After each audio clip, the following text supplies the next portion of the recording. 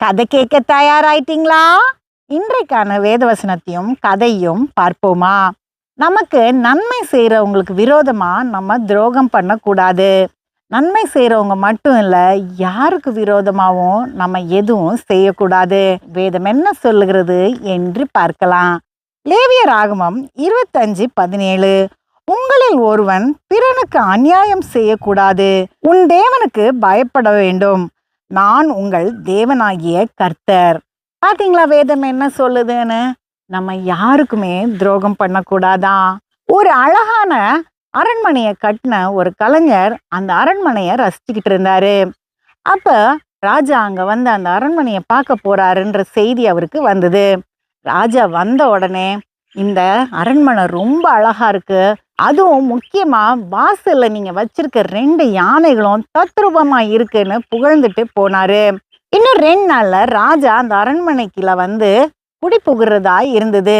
அப்போ மந்திரி வந்து அந்த கட்டடக்கலை நிபுணர்கிட்ட சொன்னாரு, உங்க திறமை இந்த ஊர்லயே இருந்துடக்கூடாது, நீங்க வெளியூருக்கு போய் உங்க திறமையை வெளிப்படுத்துங்கன்னு.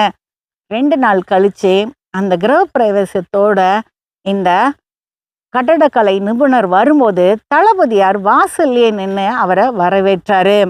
அவரு அந்த வாசல்லையே நின்றுட்டு அந்த யானையை தடவி கொடுத்துட்டு இருந்தாரு.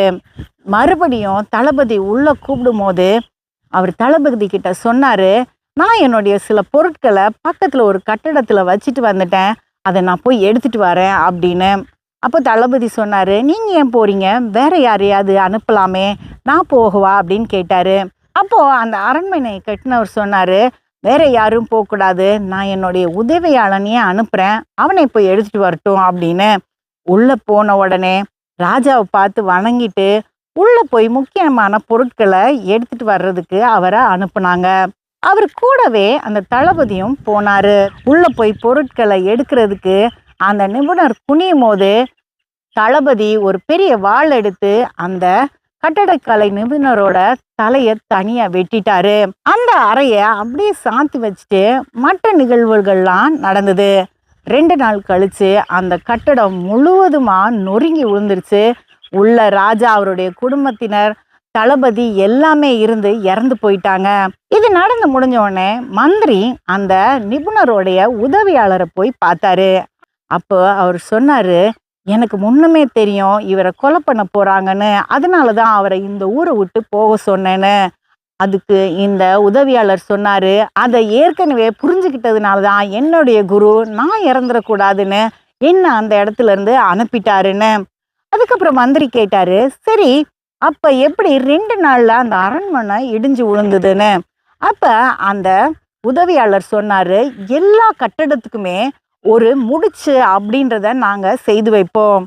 அந்த முடிச்சுல சில கற்களை நாங்க நகர்த்தி வச்சோம்னா 2 நாள்ல அந்த கட்டடமே இடிஞ்சிரும். இந்த கட்டடத்தோட முடிச்சிய அந்த யானை மேலதான் வச்சிருந்தாரு என்னுடைய குரு.